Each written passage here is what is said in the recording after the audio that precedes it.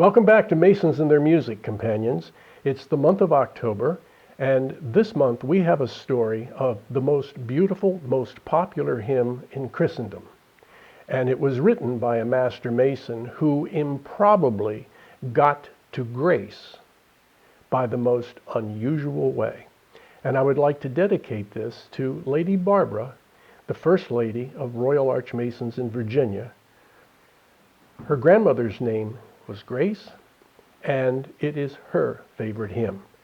John Newton was the son of a merchant marine.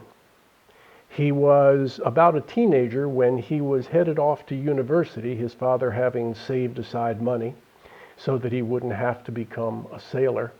And he was captured by British troops and impressed into the British Navy.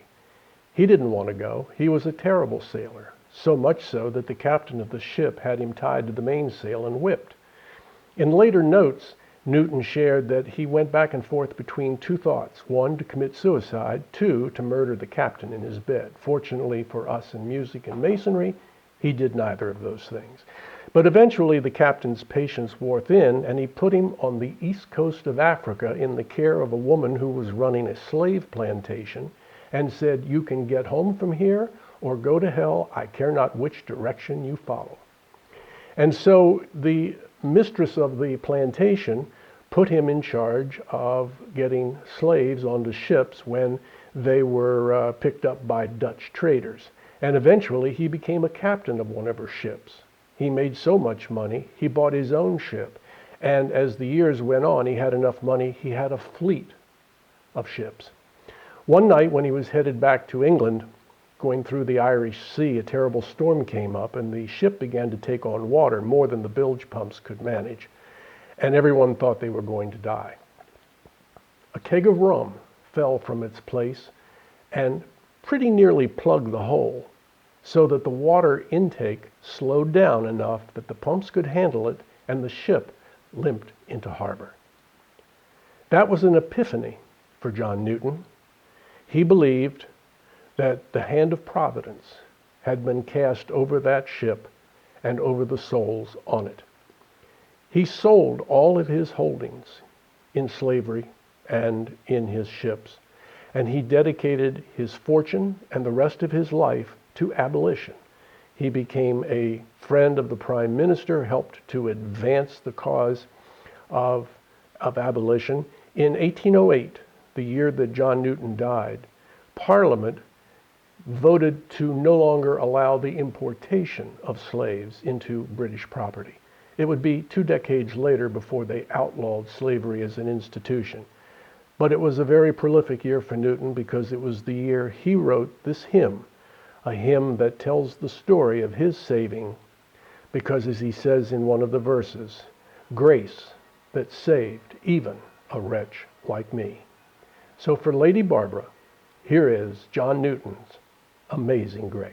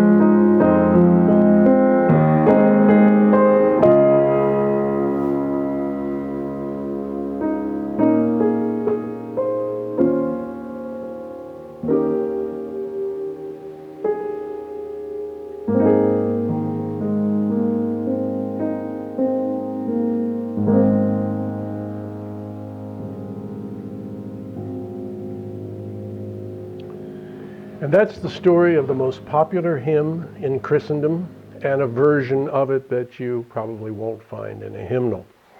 And a lesson came out of that. You saw me fiddling for a piece of music, and sometimes it pays to know what's on the next page so you don't panic. And we hope you don't panic and continue to believe that we will come out on the other side. So until next month, when we're going to hear about Masons and their movies, stay healthy.